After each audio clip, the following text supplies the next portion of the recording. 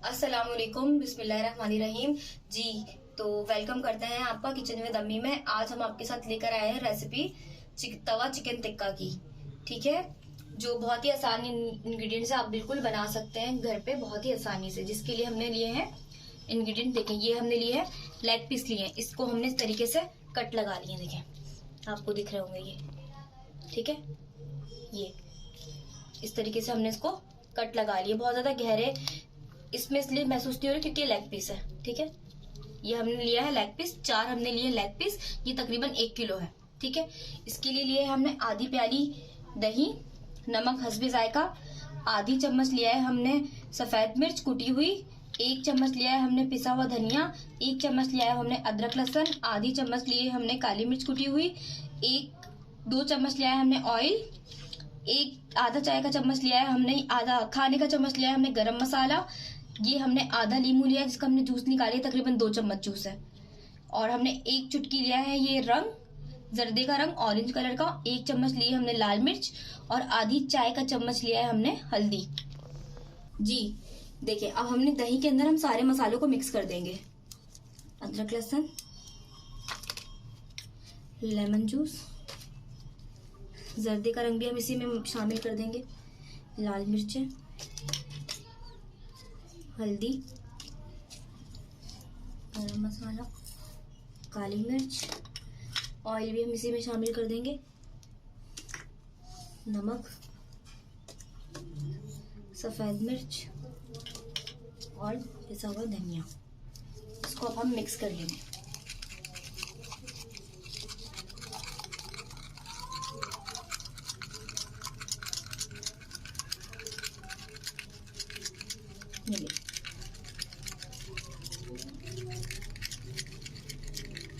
ये देखिए हमारा मिक्स हो गया। अब हम इसको लगाएंगे चिकन के ऊपर। जी, अब हम इस मैरिनेशन को इसके ऊपर इस तरह से पोर करके, ठीक है, इसको अच्छे से हाथ से रब करेंगे ताकि इसके कट्स के अंदर तक जो है ना लग जाए। ठीक है, इस साइड पे भी हम अच्छे से लगाएंगे।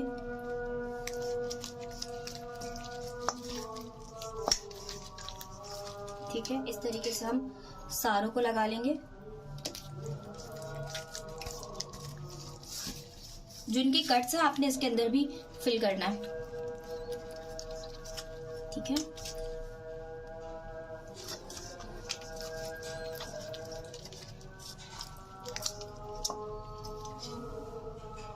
जी अब इसको हम मैरिनेट करने के लिए रख देंगे 1 घंटे के लिए फ्रिज के अंदर।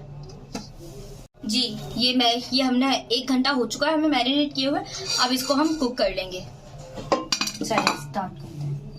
तो अब हम अपने चिकन को, इसमें हमने 3 चम्मच ऑयल डाला है। ऑयल हम कम इस्तेमाल करेंगे क्योंकि हमने मैरिनेशन में भी ऑयल डाला है। तो अब इसको हम इस तरीके से एक एक करके पकने के लिए रख देंगे।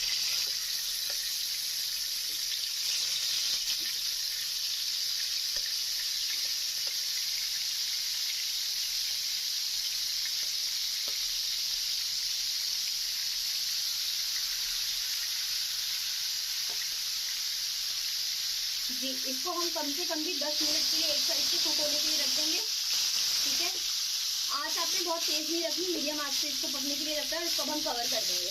जी ये देखें 10 मिनट हो गए। अब इसकी हम साइड चेंज कर देंगे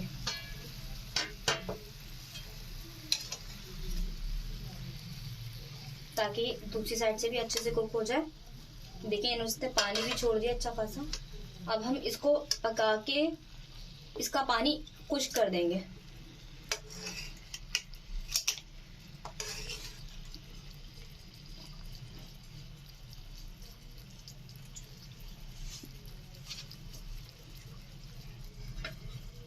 जी ये देखिए 10 मिनट हो चुके हैं। ये देखिए ये कितने अच्छे से इसमें बबल्स बन रहे हैं। अब हम इसका ये सारा खुश्क कर लेंगे। इसको अभी हमें टर्न नहीं करेंगे, हमारा गोश्त गल चुका, बस हमें सिर्फ मसाले को खुश्क करना है।